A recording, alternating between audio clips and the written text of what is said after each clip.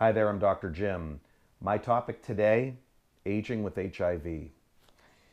HIV is the retrovirus that causes acquired immunodeficiency syndrome, or AIDS.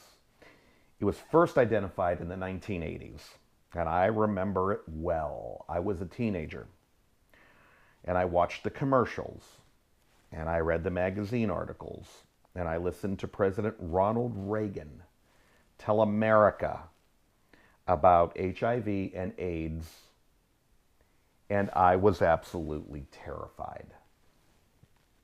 It frightened the heck out of me.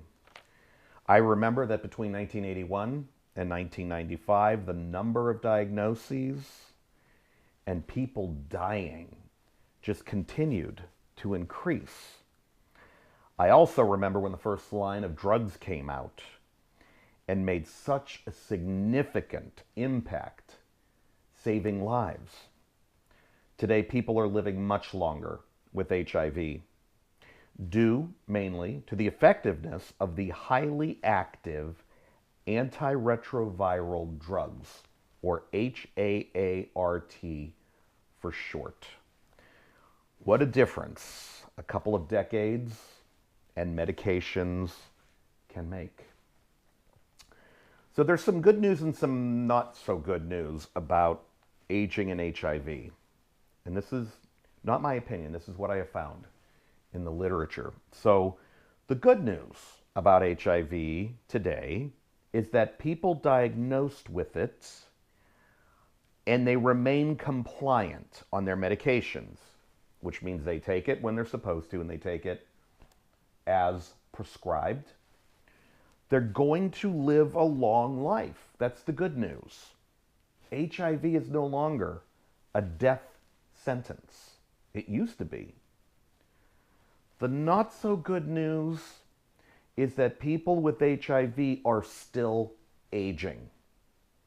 And it's unclear in research how HIV and aging will turn out later in life.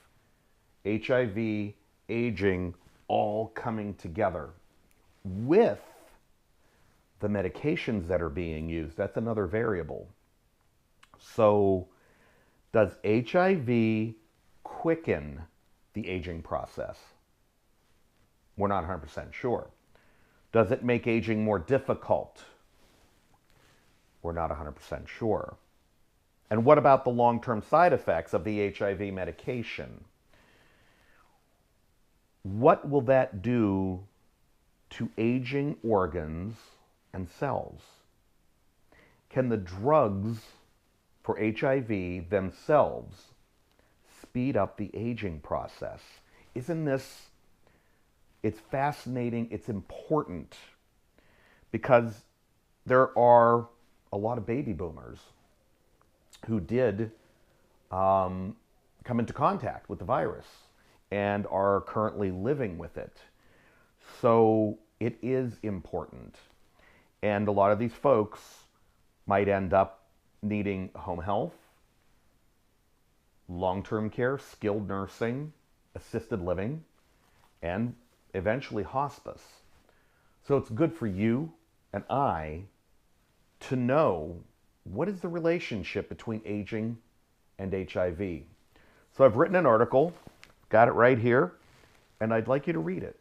And I'd like you to send it to 10 friends. Send it to 20 colleagues, because I think it is a very important contemporary issue in our time. So, while you're doing that, why don't you stop over at drjimcollins.com, because if you like this topic, I have many more like it.